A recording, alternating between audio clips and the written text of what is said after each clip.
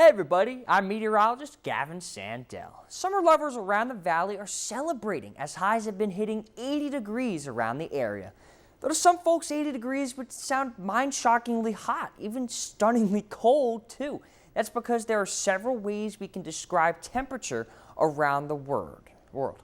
Let's start simpler though. What is temperature? And it's described as the average kinetic energy of atoms within a substance, and kinetic energy itself meaning the energy of motion. When you have atoms bouncing around a substance or a different object as well, you generate heat. So when you have more energy, you get more heat. And temperature itself is a description of whether something is hot or cold. So let's talk simpler now of how we actually measure temperature and how we can get in a thermometer, something maybe down here, to going all the way up here to describe that it's hot. And when you do that, you describe something called thermal expansion. So if it's a hot day, let's say, you have liquid that expands because the density in that decreases and you have atoms that are going all over, the average kinetic energy is higher. So it expands as a result and the actual reading in the thermometer goes up. And this is the same the other way as well. If it's colder, the liquid then contracts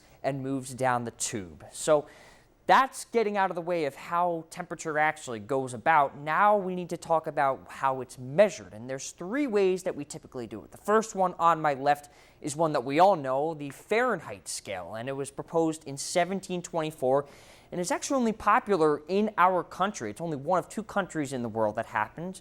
And that's because the Celsius system has come about, which I'll describe why that happened, but it was proposed a little bit later, and it describes that 0 degrees, that benchmark, is the freezing temperature of water, also 100 degrees being the boiling point of water as well. You might have not known about this one. This is Kelvin, the only one of the three that doesn't include a degree symbol there, but it was proposed a little bit later, and it's primarily used for scientific purposes, and that's because it describes what's called absolute zero, or the temperature where really all kinetic energy and all motion stops. So you could see on the right side, Kelvin is at that 0 point, and you can see the benchmarks over on the left side as well. Water freezing at 0 degrees Celsius rather than 32 degrees Fahrenheit. And the reason that many countries don't use Fahrenheit anymore is because the benchmarks aren't really that useful. The 0 degrees benchmark was originally for a brine solution with ice and salt, which doesn't really make sense in this case anymore.